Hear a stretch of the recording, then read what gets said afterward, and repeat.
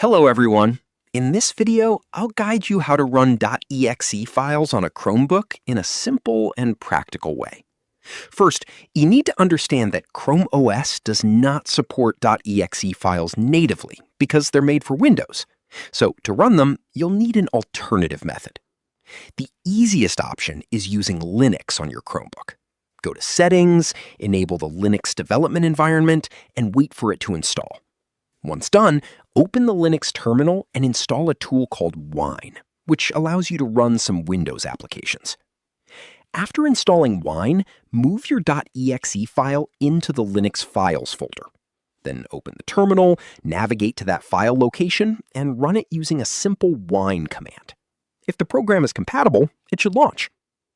Another option is using Remote Desktop or cloud services to access a Windows PC where you can run the file normally.